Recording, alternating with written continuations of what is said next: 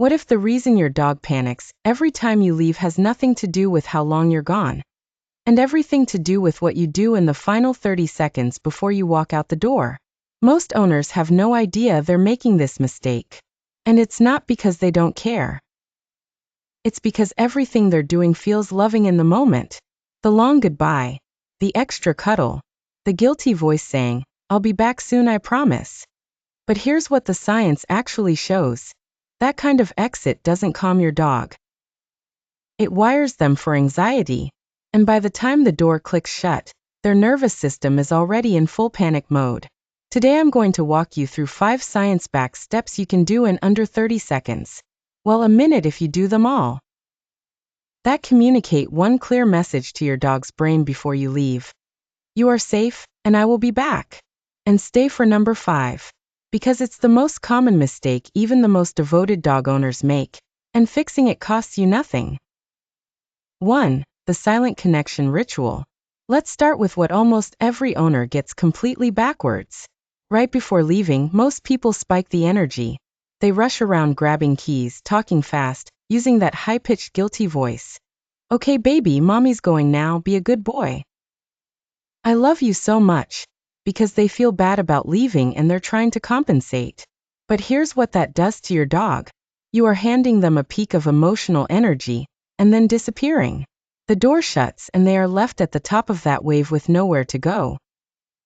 That energy has to go somewhere, and it comes out as barking, pacing, chewing, or howling. What your dog actually needs in those final moments is the opposite. Calm.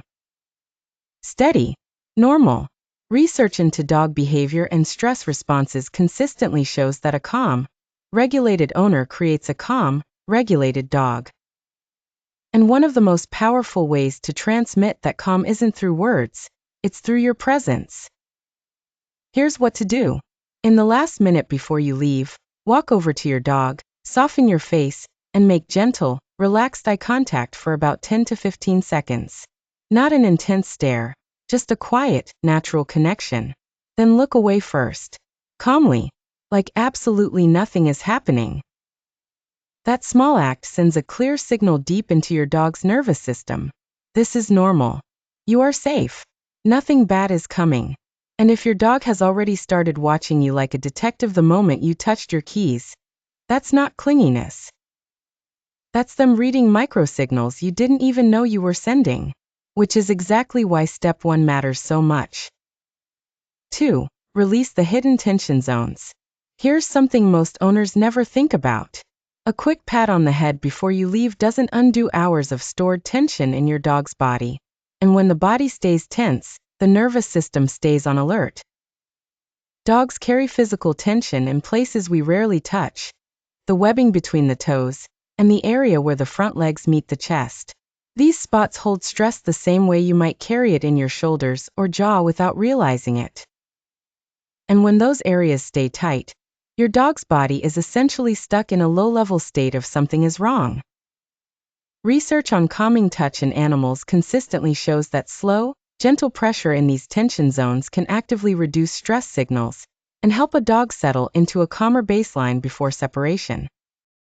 Here's what to do. Take about 30 seconds and use slow, circular strokes in the webbing between your dog's toes, or along the chest where the front legs connect. Keep your hands soft. Keep the pace slow and deliberate. You are not trying to excite them, you are trying to help them release. Think of it like loosening a tight knot in your own shoulders before bed. You're not solving everything. You're just letting the body stop shouting danger. 3. The boring exit strategy. This is where most people undo everything they just did.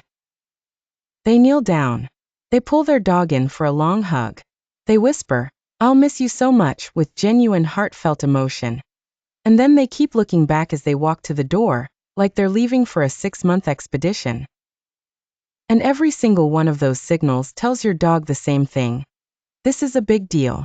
Something significant is happening. Be worried. Dogs are masters at mirroring their owner's energy. If leaving feels dramatic and emotionally loaded to you, it will feel dramatic and emotionally loaded to them. That is where the pacing starts. That is where the whining begins. The chewing. The scratching at the door. Animal behavior experts consistently point to the same principle. Calm, predictable, boring exits are what help dogs stay emotionally flexible during separation. You want to dim the light slowly, not cut the power all at once. Here's what to do. Make your last 2 minutes at home genuinely boring. No long goodbye. No dramatic final cuddle. Right before you step out, say one simple low-tone phrase. See you later works perfectly, and then leave. No pause at the door. No looking back. One phrase, one step out, door closed. Boring is the goal. Boring means safe. Boring means this happens all the time and nothing bad ever follows. 4. The scent anchor. This one is simple, costs nothing, and works in a way that goes straight to your dog's most primitive sense of security. Many owners leave the house after cleaning, fresh spray, washed surfaces, scented candles. The home smells clean and neutral. And to you that seems perfectly fine. But to your dog, your scent is not just comforting. It is information. It says, my person exists. My person was here. I am not alone. Studies on separation-related stress in dogs have shown that access to a familiar owner scent, specifically an unwashed item of clothing, can significantly reduce stress signals and anxious behavior during time alone. It works like a security blanket for a child. The world hasn't changed, but something inside feels anchored. 5. The sound environment, the one most owners get wrong. Most owners think any background noise will do, so they leave the TV on a random channel, or a radio playing whatever comes next, thinking the sound will keep their dog company. But here's the problem. Random TV means sudden commercials, loud trailers, sirens, sharp unexpected sounds. And every single one of those can trigger a startle response in your dog. One hard startle while you're gone, with no one there to help them come back down. And that anxiety can spiral fast. Research into canine stress and sound suggests that consistent, low-intensity audio, soft classical music, gentle nature soundscapes, or specifically curated calming playlists, actively supports emotional regulation in dogs and helps block unpredictable noise from outside. Think of it as emotional air conditioning.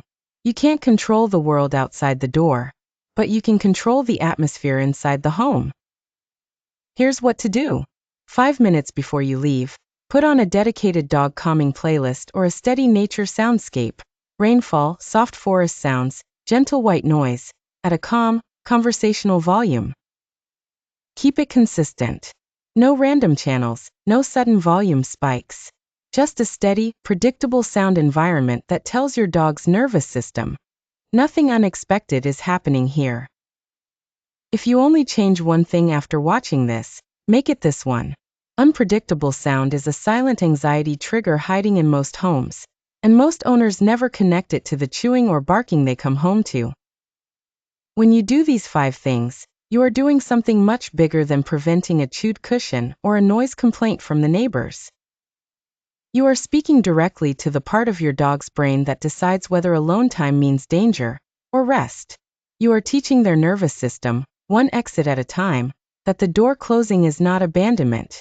It is just a pause, and that you always come back. That kind of trust doesn't happen overnight, but it builds. And once it does, everything changes, for them and for you. If this gave you something genuinely useful, hit that like button and subscribe. Every video on this channel is built around what science actually says about your dog's mind, not guesswork. Now tell me in the comments, which of these 5 steps are you trying tomorrow morning? Drop your dog's name too. I read every single one. Paw prints.